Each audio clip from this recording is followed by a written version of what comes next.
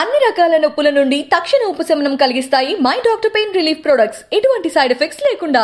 ఘంటసాల గారిలో 50% అయినా బాలు గారు స్కోర్ చేశారండి. అంటే బాలీవుడ్ అది వేరే ట్రెండ్. అది అంటే ట్రెండ్ ఏదైనా ఇప్పుడు ఘంటసాల గారు అల్టిమేట్గా ఆయన సూర్యుడు అయితే ఇటు చంద్రుడు అవుతారు బాలసుబ్రహ్మణ్యం అంతే. Okay, it's a powerful Ghantasala గారిది voice, the most powerful voice. మహానుభావుడు అది ఏది పాడినా చూడు అసలు ఎంత ఘనంగా ఉంటుంది. పాట వింటూ ఉంటేనే తెలుగు భాష, ఆ భాషకి ఎంత వాల్యూమ్ కావాలి, ఆ స్పష్టత, ఆ సౌండ్ ఎంత బ్రహ్మాండంగా ఉంటుంది. ఆయన ఒక ఎన్టీ రామారావు గారు ఒక స్పీచ్ ఇస్తున్న తెలుగు భాషకి ఎంత ఘనంగా ఉంటుంది. అవునండి, ఆ భాషలో ఉన్న వైవిధ్యం, ఆ అందం, ఆ పరిమళం అంతా కనిపిస్తుంది. అవును, వినిపిస్తుంది. ఎవరి దగ్గర లేదు ఇది. తర్వాత బాలసుబ్రహ్మణ్యం ట్రై చేశాడు. బాలుది ఏంటంటే కొంచెం సాఫ్ట్ పాలిష్డ్ వాయిస్, కానీ మా ఇద్దరు నిలబడితే బాలు కూడా పవర్ఫుల్. అవునండి, అమ్మమ్మ ఆ విషయంలో గ్రేట్. అంటే ఘంటసాల గారు అల్టిమేట్గా అల్టిమేట్ సుశీలమ్మ గారు. తర్వాత అంటే నా ఎక్స్పీరియన్స్ నేను చెప్తున్నా, నేను చూసి నేను విని మీరు పాడించి అంటే ఘంటసాల గారితో పాడించలేదు నేను. అసలు ఘంటసాల గారితో మీకు ఏ రకమైన అనుభవం లేదండి? నేను చూశాను, చిన్నప్పుడు నేను చూశాను ఆయన్ని. ఇంటికి వచ్చేవారు నాన్నగారితో, వాళ్ళు ఏదో మాట్లాడుకున్నారు ఆఫీస్ రూమ్లో. మొత్తం ఘంటసాల గారి ఈయనని అలాగా ఆ కిటి తలుపు దగ్గర నుంచి సంగతం చూసేవాడిని. తర్వాత నేను ఒకసారి బాలభారతంలో మానవుడే మహనీయుడు పాట రికార్డింగ్ జెమిని స్టూడియోలో, ఓకే, అప్పుడు వెళ్ళాను, నాన్నగారు తీసుకెళ్ళారు నన్ను. అప్పుడు చూశాను ఘంటసాల గారిని ఆయన వాయిస్ రూమ్లో. చుట్ట కొంచెం వెలిగించారు, తలుపు తిరగానే చుట్ట వాసన వచ్చింది. ఏంటని చూస్తే ఆయన చుట్ట కొంచెం పీల్చి, అంటే ఆ వాయిస్ గరగర ఇది రాకుండా, అదే కప్పం గట్ట రాకుండా ఒక 2 పఫ్ఫులు లాగి అప్పుడు పాడతాడు. ఏం పాడాడు ఆ పాట, మానవుడే మహనీయుడే. ఏం వాల్యూమ్ ఆ పాట. అమ్మో, అసలు ఆయన ఇప్పుడు ముందరున్న చిన్నదాన్ని అందమేమో పాడారు నాన్నగారు మ్యూజిక్. అసలు మామూలుగా మీరు చూడండి, ఆయన ఘంటసాల గారు సుశీల్ గారు పాడిన పాటలు అన్నిట్లో కూడా ఘంటసాల గారిదే స్టార్టింగ్ నోట్ అవుతుంది, చరణం. ఎందుకంటే ఆ సాంగ్కి అంత మంచి ఓపెనింగ్ వస్తుంది. ఎందుకంటే బ్యాక్గ్రౌండ్ అంత లౌడ్ అయ్యి వచ్చిన తర్వాత డ్రాప్ అవ్వకూడదు. ఆయన స్టార్ట్ చేస్తే మళ్ళీ ఆ ఈక్వల్ గా ఉండదు వాళ్ళు. అదే ఆ ముందరున్న చిన్నదాన్ని పాట కానీ అదే సరే. ఇంకా ఎచ్చటి నుండి వీచను, ఎచ్చటి నుంచి అప్పు చేసి పప్పు, ఏం పాటలు అంటే అంటే నాన్నగారు ఆయనకి వాళ్ళకి మంచి కాంబినేషన్. అది మంచి అంటే నాన్నగారిది కొంచెం నేజల్ వాయిస్, ఈయన గమకాలు ఎక్కువ పలుకుతాయి. అవునండి, ఆయనది భారీ వాయిస్ ఘంటసాల గారిది భారీ. కొన్ని పలకకపోయినా ఆయన ప్రాక్టీస్ చేసేవాడు. ఈయన ఇచ్చిన స్వరం ఏది మిస్ అయ్యేవాడు కాదు.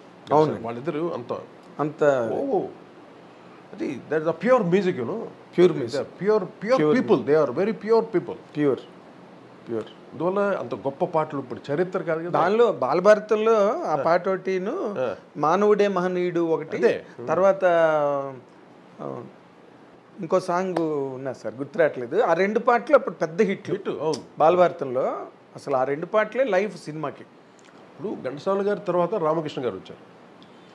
రామకృష్ణ గారు ఎంతైనా కొంచెం ఆయన ఛాయలోనే ఉండేది, ఘంటసాల గారు లెవెల్లోనే ఉండేది. అంటే నేను ఇమిటేషన్ వాయిస్ నేను ఒప్పుకోలేను సార్. మీరు ఫ్రెండ్స్ అందరితో నాకు ఈ డిస్కషన్, కొన్ని పాటలు చాలా బాగా పాడాడు. అందాల రాముడు ఈ పాటలు. I will tell you one thing sir, నేను I have a very strong intense feeling. ఆయన మంచి గాయకుడే, నేను కాదంటలేదండి. But he was thrusted up on the industry. అంటే అప్పట్లో ఘంటసాల తర్వాత ఎవరు లేరు. బాలుగారికే రికార్డింగ్ లేక శారద సినిమాలో కోరస్లో పాడాడు విజయ గార్డెన్స్లో. నాకు బాలుగారి డైరెక్ట్గా చెప్పారు, రికార్డింగ్ లేవు. మీకు తెలుసు, ఎందుకంటే మీరు అక్కడ ఉన్న పుట్టి పెరిగిన వ్యక్తి కదా మీరు. ఇప్పుడు రామకృష్ణ గారు ఏంటంటే ఇంకా డెస్పరేట్, ఇండస్ట్రీలో ఇంకొకరు పాడడానికి లేకపోవడం. బాలుగారు ఎప్పుడు అల్లరి పాటలు పాడుతూ, హుషారైన పాటలు పాడుతూ వెళ్ళడం.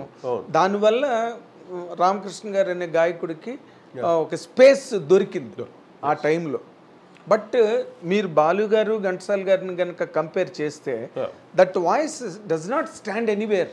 ఎవరిది? రామకృష్ణ గారు. అవును, అది కరెక్ట్. నేను let us be frank enough. ఎందుకంటే పక్క ఘంటసాల గారిని పక్కన ఉండేది వాయిస్, బాలుది సపరేట్ వాయిస్ కదా. పక్కగా కూడా లేదండి, పక్కగా కూడా లేదు. ఎందుకంటే ఆ వాల్యూమ్ ఎక్కడ, ఆ మెలోడీ ఎక్కడ, అసలు అకారం ఘంటసాల గారు పలికినట్టు ఏ గాయకుడైనా పలకగలడా? అకారం టాప్లోకి వెళ్ళినప్పుడు కానీ మిడిల్లో కానీ ఆయన పాడితేనే ఆ పాటకి ఒక రూపం అండి, స్వరూపం. అంత రిచ్గా ఉంటుంది ఘంటసాల గారి పాట. రిచ్గా ఉంటుంది అది. ఆ తర్వాత జేసుదాస్ దగ్గర ఉంది ఆ rich voice richness, voice rich, grandeurness. ఒక కిషోర్ కుమార్కి ఉంది, మొహమ్మద్ రఫీకి ఉంది, అవును. తర్వాత బాలుకి ఎస్ కంపారిటివ్లీ వాళ్ళకు ఉంది, తర్వాత బాలు లాస్ట్గా. బాలు గారు ఇంకా is a master of singing. ఎందుకంటే మాస్టర్ ఆఫ్ సింగ్ ఎందుకు అయ్యాడంటే ఆయన మొదట హిందీ పాటలు పాడాడు అందరిది, కిషోర్ కుమార్ది, మొహమ్మద్ రఫీది, ఎక్కువ మొహమ్మద్ రఫీది ఎక్కువ పాడేవాడు, రఫీ గారు ఎక్కువ, రఫీ గారిది. అది కాకుండా ఇంకా మన్నాడేది అన్ని రకాల పాటలు పాడేవాడు హిందీ. అవును. పాడి తర్వాత తమిళ్లు టిఎంఎస్, పిబి శ్రీనివాస్, బాలమురళీకృష్ణ, ఈ పాటలన్నీ ఆయన పాడేవాడు. బాలమురళీకృష్ణ గారిది ఆర్కెస్ట్రాల్లో పాడి, కచేరీలో పాడు, ఎన్ని రాటు తెలిపాడు, రాటు తెలిపాడు. అందువల్ల అన్ని రకాల వాయిస్ ఉంటుంది ఆయనలో. ఆయన ఒరిజినల్ క్లాసికల్ పాడుతున్నాడు అనుకో, సడన్ గా బాలమురళీకృష్ణ గారు వచ్చేస్తారు, అక్కడ కనిపిస్తుంది ఆయన గమ్మకాల్లో. ఇప్పుడు హుషారు పాట పాడుతున్నాడు అనుకో, కిషోర్ కుమార్ కనిపిస్తారు, కిషోర్ కుమార్. కొన్ని మెలడీస్ పాడుతున్నాడు అనుకో, మొహమ్మద్ రఫీ కనిపిస్తాడు. అవును. ఇన్ని రకాల వర్సటైల్ వాయిస్, వర్సటైల్ వాయిస్ ను ఘంటసాల గారి వాయిస్ లాంటి వాయిస్ కాకపోయినా థంగమని పలుకుతుంది. అది అల్టిమేట్. ఘంటసాల గారిది అల్టిమేట్. బాలు గారిది ఆఫ్ కోర్స్ థంగమంటుంది, టాప్ లో గానీ లోగులో గానీ. బాలు కూడా మంచి గొంతు, మంచి దగ్గరికి వెళితే ఈవెన్ ఆయన లాస్ట్ స్టేజ్ వరకు కూడా, అవును, బెడ్ లో ఉన్నంత కూడా, అంత ముందు కూడా పాడిన పాటలు కూడా ఎంత పంచి ఉంటుంది, డెప్త్. అవును. అంటే ఆయనకి పాట అంటే ప్రాణం, పాట అంటే ఎంజాయ్, అంతే, ఎంజాయ్ చేస్తారు. ఇంకా జీవితంలో ఏది వద్దు అని పాట చాలు. ఎందుకు ఇప్పుడు మీరు అత్తమ్మ కూతుర చేశారా అల్లుడే మజాకలో, విజయ్ గార్డెన్స్ లో రికార్డింగ్, రైట్? ఆ రోజు పాట అంతా అయిపోయింది, ఓకే చేసుకున్నారు. ఇంకా బాలుగారు కూడా బయటకు వచ్చి మళ్ళీ లోపలికి వచ్చారు. వచ్చి కొట్టి ఒకసారి లాస్ట్ బార్ ఒకసారి మళ్ళీ రిపీట్ చేయమంటే మీరు వెంటనే బాలుగారు వచ్చి అడిగితే ఇంకేంటి, మీరు ఎంతో ఎంజాయ్ చేసి మళ్ళీ దాన్ని రిపీట్ చేస్తే లాస్ట్ చరణంలో క్లోజింగ్ లో నా దిన్ దిన్నా నా దిన్ దిన్నా నా దిన్ దిన్నా స్టార్టింగ్, అంతకు ముందు లేదు అది. తర్వాత మళ్ళీ బయటకు వెళ్ళి వచ్చి పాడారండి, సంథింగ్ లైక్ దట్. అది ఎందుకంటే ఆయన ఎంజాయ్ చేస్తాడని చెప్పడం కోసం చెప్పింది మాట పాటని. ఇప్పుడు మీరు వెళ్ళిపోతే మీరు ఏమనరు కదా. ఎప్పుడు అంటే ఒక గాయకుడు అన్న తర్వాత మెకానికల్ గా పాడకూడదు, ఏది నేను ఇచ్చిన ట్యూన్ నే ఒప్పజెప్పకూడదు. అవును. So you must do some improvisation, is ఉండాలి పాటలో, ఈజ్ ఉంది. ఇప్పుడు మేమేం చెప్తాం సార్, ఇది మెగాస్టార్ పాట అంటే వెంటనే ఎక్కిపోద్ది, చిరంజీవి పాట అనగానే ఆయనకి అర్థం చేసుకుంటాడు, ఆ ట్రాన్స్కి వెళ్ళిపోతాడు. బాగా ముఠమేస్త్రిలో టైటిల్ సాంగ్ ఎవరు పాడతారండి? ఓ రబ్బా ఓ రబ్బా, అది ఎవరు పాడగలరా పాట? అసలు చిరంజీవి గారు అంటే అది ఒక వెళ్ళిపోద్ది ఆయనకి. ఆయన కూడా చెప్పారు, నా పాటలకి బ్రహ్మాండంగా యాక్ట్ చేసే ఒకే ఒక్క హీరో చిరంజీవి అని. డెఫినెట్ అంటే ఆయన అంత కష్టపడేవాడు చిరంజీవి గారు కూడా, అందువల్ల మేము అంత కష్టపడి చేసేవాళ్ళం. అవునండి. అల్టిమేట్గా ఆయన చేస్తాడని అంత కష్టపడతాం మేము.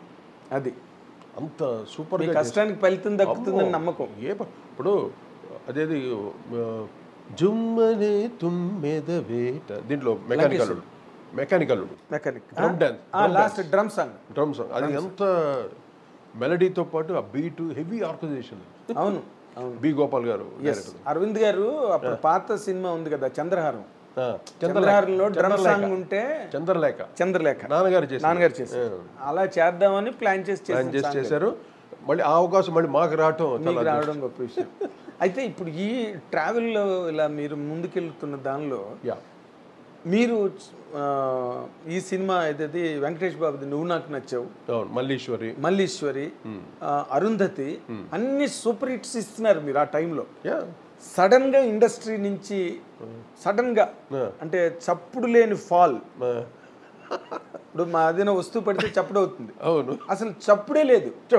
ఏంటంటే నాకు లైఫ్ టైం అచీవ్మెంట్ అవార్డు ఇచ్చారు ఇండస్ట్రీకి, అంతేనా? లైఫ్ టైం అచీవ్మెంట్ అవార్డు ఇచ్చి ఇంకా చాలు సార్, మీరు ఇంకా జనరేషన్ వస్తున్నారు నెక్స్ట్. నేను అనదర్ 50 years చేయగలను మ్యూజిక్, అర్థమైందా? I can do any style of music. వచ్చినప్పుడు చేద్దామని నేను ఇప్పుడు అలాగే సార్. ఇప్పుడు నేను మనకున్న ఇంటిమెస్సీతో నేను ఈ మాట అడుగుతున్నా. అంటే ఇప్పుడు మీరు చెయ్యలేరని ఇండస్ట్రీకి ఏమైనా అనుమానమా? చెయ్యలేరా? ఎవరు చేయలేరు మేము అన్నావా? మేము నేనా నీ స్టేట్మెంట్ ఇచ్చానా, అయ్యో ఇప్పుడు ట్రెండ్ ఆఫ్ మ్యూజిక్ నేను చేయలేను బాబు, నా దగ్గర రాకండి. I never did that. నేను ఎన్ని ట్రెండ్స్ ఆఫ్ మ్యూజిక్ చేశాను నేను. ఇప్పుడు నా గ్రాఫ్ మీరు చూడండి, ఎటువంటి వెరైటీ ఆఫ్ మ్యూజిక్ చేశాను. ఎలక్ట్రానిక్స్ తోటి, బీట్స్ తోటి, మెలడీ తోటి, ఎన్ని రకాలు. ఇప్పుడు తారక రాముడు అంటే దానికి ఒక స్టైల్ ఆఫ్ మ్యూజిక్, మల్లేశ్వరి అంటే అది full new trend of Spanish, అన్ని లాటిన్ స్టైల్ యాడ్ చేసి అదొక స్టైల్ చేసాం. అన్ని ప్రజలకు రీచ్ అయిందా లేదా? మామూలుగా రీచ్ కాదు కదా. అంత రీచ్ అయినప్పుడు అంటే నేను జనరేషన్ వస్తుంది, యంగర్ జనరేషన్ కమింగ్, వచ్చినప్పుడు ట్రెండ్స్ కొత్త నీరు వస్తుంది కదా, అందరు కొంచెం అలా సర్లే కొంచెం గ్యాప్ ఇచ్చారు నాకు. కానీ నువ్వే కావాలి ముందు కూడా నాకు ఒక 2-3 years గ్యాప్ వచ్చింది. ఓకే, కంప్లీట్ గ్యాప్, అసలు ఒక సినిమా లేదు. నువ్వే కావాలి చేసిన తర్వాత మళ్ళీ గ్యాప్ 4 months, ఒక 5-6 months నో మూవీస్. తర్వాత వచ్చి పొలో నుంచి పడ్డారు మొత్తం. ఇట్స్ ఆ న్యాచురల్ ఇండస్ట్రీలో ఒక సక్సెస్. మరి ఇప్పుడు మీరు సక్సెస్ లో ఉంటున్నప్పుడే I'm still in limelight. You think that you're in limelight? Yes, still I'm in limelight. Cinema చేయాల్సిన అవసరం లేదు, నా music so more then that. అంటే చూస్తూ వింటూ ఉంటాను. I got more stuff on that, ఇంకా ఉంది నా స్టఫ్. ఓకే, అది వచ్చిన వాళ్ళకి చేయడానికి రెడీగా ఉన్నాను అంతే. అలాగే సార్, నేను అనేది అంటే ఇప్పుడు ఇది ఈ ఇంటర్వ్యూ చూడడం ద్వారా కొంతమందికి కొన్ని అభిప్రాయాలు మారచ్చు. ఇటువంటి క్వశ్చన్ చాలా మంది ఇంటర్వ్యూలో నన్ను అడిగారు, వాళ్ళందరికీ ఇదే సమాధానం చెప్పాను. Okay, I'm ready, my music always with me. నా దగ్గర ఉంది నా మ్యూజిక్, ఏ ట్రెండ్ ఆఫ్ మ్యూజిక్ అయినా చేయడానికి నేను రెడీగా ఉన్నాను. అర్థమైందా? ట్రెండ్స్ కాదు, ఎన్ని ట్రెండ్లు చేశాను నేను. ఇప్పటికి నేను చేసిన సాంగ్స్ ట్రెండింగ్స్లో ఉన్నాయి. ఇంకా రూపు తెర మస్తానా కానీ, ఒక అందం హిందోళం కానీ ఇప్పటికి ట్రెండింగ్స్లో ఉంది. అటు అమలాపురం అని, బావలు సయ్యా అని, this all in trendings still. ఇప్పుడు ఏ సంగీత జరిగినా, ఏ ప్రోగ్రామ్ ఈ పాటలు పాడకుండా ఎవరు ఉండరు. ఓకే, అంటే నేను ఇంకా లైమ్ లైట్లో ఉన్నట్టుగా ట్రెండింగ్.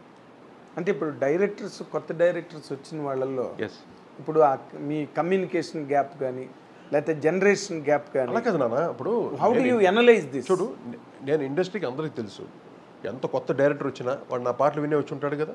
ఎవడైనా నా మ్యూజిక్ వినే కదా వచ్చి ఉంటారు ఎవరన్నా. అవునండి, వాడికి అంత మాత్రం ఉండదు, అబ్బా సరే కోటి కదా చేయిద్దాం, వాడికి అనిపించలేదు.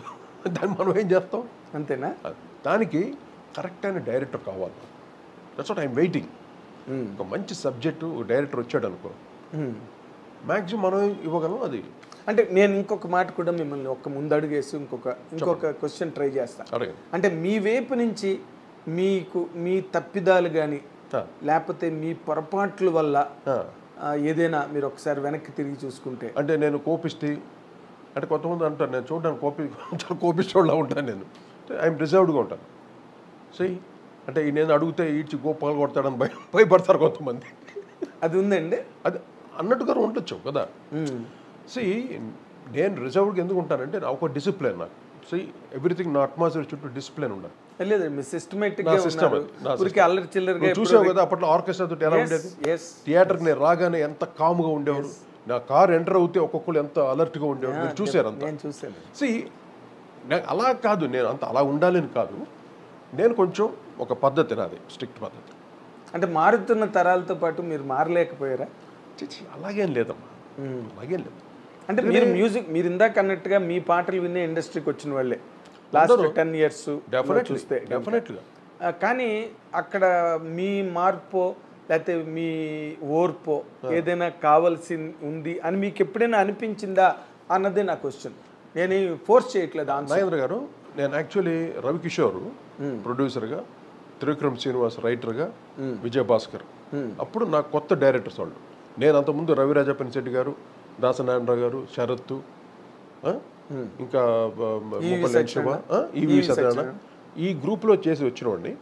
వచ్చేసరికి నాకు ఫ్రెష్ బ్యాచ్, ఇది విజయభాస్కర్ అనేవాడు ఫ్రెష్ డైరెక్టర్. అవును, ఆ డైరెక్టర్ మ్యాక్సిమం నేను హిట్స్ ఇచ్చానా లేదా? అవును, ఇచ్చారండి. ఇచ్చా. నువ్వే కావాలి, నువ్వు నాకు నచ్చావు, మల్లేశ్వరి హిట్స్ ఇచ్చావా? అవును. ఇచ్చిన తర్వాత వాళ్ళే కంటిన్యూ అవ్వాలి కదా. అవును. అంటే బయట రకరకాలు వస్తేసరికి ఎవరికి వాళ్ళకి జంపింగ్ ఏదో ఉంటుంది మామూలు జనరల్లీ. ఇది బెటర్గా ఉంది, వాడు ఫామ్లో ఉన్నాడు, వెళ్ళిపోవాలి. మీరు ఫామ్లోనే ఉన్నారు కదా? ఫామ్లో ఉన్నాను, బట్ నేనేం చేస్తాను చెప్పు, నేను అడగలేను కదా. అడగలేరు. అంటే మీరు ఏదైనా సరే కొంచెం మెచ్యూరిటీ ఎక్కువ అవుతున్న కొద్దీ ఆ కాంపిటేటివ్ స్పిరిట్ అన్నది కూడా కొంత. నేను నీకు భలే క్వశ్చన్ అడిగావు. నేను దాదాపు 12 years I complete no cinema లేదు నాకు. నేను లేదని బాధపడలా. 12 years సినిమా లేదు అసలు. ఎటువంటి మ్యూజిక్ చేశాను నేను? అయ్యో, ఎంత కొత్త రకమైన మ్యూజిక్ చేశాను. అవును కదండి. ఎందుకు రావట్లేదు? అదే నాకు $1 million